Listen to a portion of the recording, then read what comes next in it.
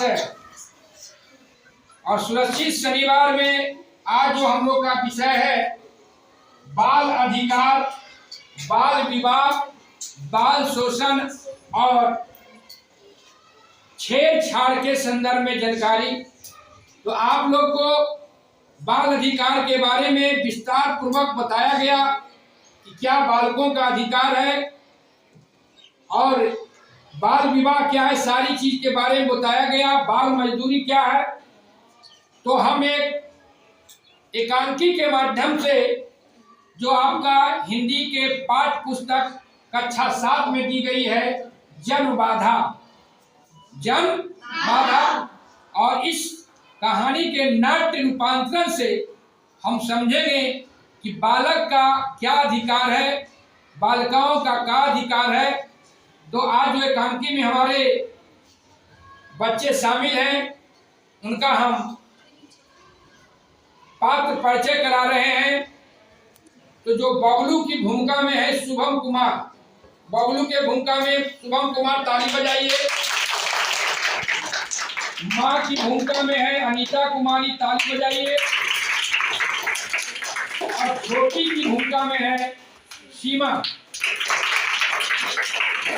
और कहानी का मुख्य पात्र है गुड्डी, जो देखिए कैसे गुड्डी है अपने अधिकार को पढ़ने के लिए वो घर में काम करती है, लेकिन उनको पढ़ने के प्रति कितनी लालसा है, जज्बा है। तो गुड्डी जो है मेन भूमिका है गुड्डी का की कहानी का। उसका नाम है ऋचा कुमारी, जोरदार ताली बजाइए।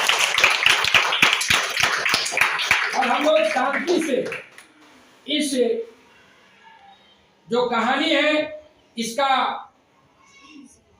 नाटक का प्रस्तुति को हम लोग देखेंगे और समझेंगे कि जीवन में पढ़ाई लिखाई का कितना महत्व है, जो आज गुड्डी बुटाई।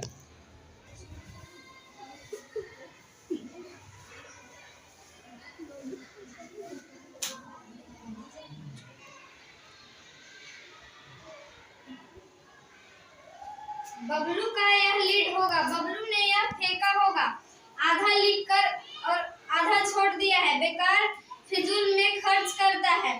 चलो खैर तो मेरा काम बन गया। पापा के झोले में से लिफाफा और कागज।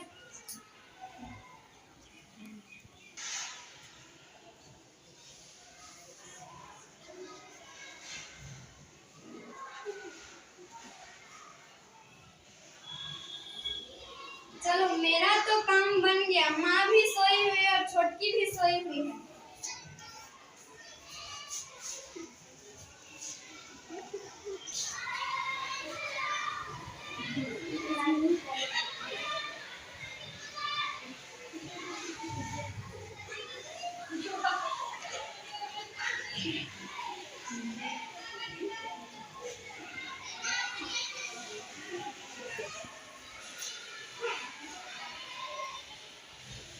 कैसे शुरू किया जाता है?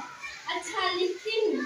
प्रणाम में र किधर होगा? वो थोड़ी ना बुतरी है कि समझ न पाएंगे। मैंने सुना है बंधुआ मजदूरों को उनके मालिक से छुड़वाया जा रहा है, मुझे भी छुड़ा दीजिए। न मेरी पढ़ाई न हो सकी है। पापा कहते हैं बाद में देखा जाएगा। बाद में यानी कभी नहीं। 12 की तो हो गई। मेरे तीनों भाई स्कूल जाते हैं, सब मुझसे छोटे हैं। बबलू जो मुझसे साल भर ही छोटा है, अपने जूठे बर्तन तक नहीं धोता। गुड्डू 9 साल का है, वह तो बबलू से भी ज्यादा कामचोर है। मुन्नू 7 साल का है, वह बेचारा अक्सर बीमार ही रहा करता है। रीता 5 साल की है, मीता 3 की और छोटकी साल भर की, वह भी भात खाने लगी है। मैं दिन भर घर के कामों में लगी रहती हूँ। पापा कहते हैं मैं माँ से भी अच्छी रोटियां बनाने लगी हूँ, लेकिन माँ की तरह सब्जी नहीं बना पाती, सो रोज डांट सुनती है। माँ कहती है मैं बनाना नहीं चाहती, सो बिगाड़ देती है, लेकिन क्या करूँ, मुझसे हो ही नहीं पाता। सारे बर्तन मुझे ही मांजने पड़ते हैं। मुन्नू, रीता, मीता और सब छोटकी सब को मैं ही डांटती रही हूँ। सबके कपड़े भी मुझे ही धोने पड़ते हैं। एक काम से दूसरे काम के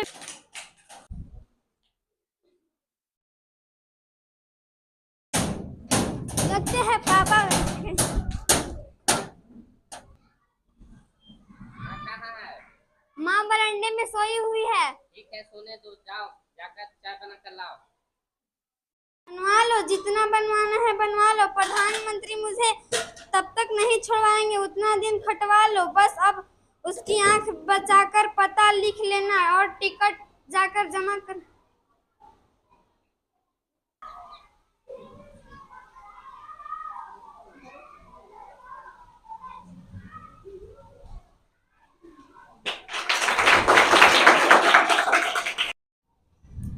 इस जनबाधा कहानी के माध्यम से, नाट्य रूपांतरण के माध्यम से बताया गया बाल शोषण और बालकों का अधिकार है।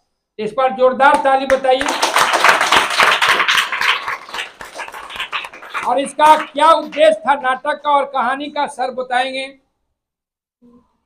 लड़के और लड़कियों के बीच जो भेदभाव समाज में हो रहा है, उस पर एक जो हम लोग के पाठ्य पुस्तक है वर्ग 7 का, उसकी एक कहानी थी जन्मदहवा था, उसका नाट्य रूपांतरण बच्चों द्वारा किया गया। इस कहानी का मुख्य उद्देश्य था समाज में जो लड़के और लड़कियों के बीच भेदभाव होता है उसको दूर करना। जो समाज की वास्तविक स्थिति है, इसको जो लेखिका हैं सुधा, उन्होंने बहुत ही मार्मिक ढंग से प्रस्तुत किया है और हमारे बच्चों ने जिस ढंग से उसका नाट्य रूपांतरण किया वह बहुत ही प्रशंसनीय है। इस कहानी का मुख्य उद्देश्य है लड़के और लड़कियों के बीच के भेदभाव को दूर करना। जिस तरह से गुड्डी जो एक छोटी लड़की है, उससे घर के काम कराया जाता है और उसके छोटे भाई को पढ़ने के लिए भेजा जाता है, इसकी इच्छा होते हुए भी इसे पढ़ने नहीं दिया जाता है, यह समाज के लिए एक अभिशाप है। और जिस तरह से अभी लड़कियां सभी क्षेत्रों में आगे बढ़ रही है, तो हम लोग को भी अपने समाज में लड़कियों को आगे बढ़ाना है, लड़का और लड़की के भेद को मिटाना है, सभी को समान भाव से समान शिक्षा प्रदान करनी है और समाज को आगे बढ़ाना है। जो नाट्य रूपांतरण के साथ आज जो सुरक्षित शनिवार है का, जे हमें बाल अधिकार, बाल विवाह, बाल शोषण पर जो हमें जानकारी देनी थी, और हमको लगता है कि जो बच्चा ने हमारे नाट्य रूपांतरण किया, आज भी समाज में हमें यह चीज देखने को मिलता है।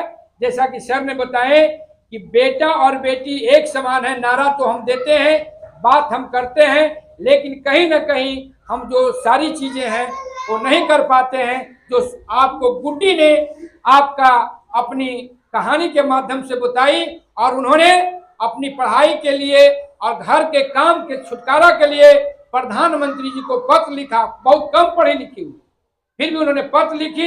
इसी तरह से सभी बच्चियों को अपने अधिकार के प्रति जागरूक होना है और अपने अधिकार के लिए आप अपनी आवाज को बुलंद करें। अगर यह वीडियो आपको अच्छी लगी तो चैनल को लाइक, शेयर एंड सब्सक्राइब जरूर करें। धन्यवाद।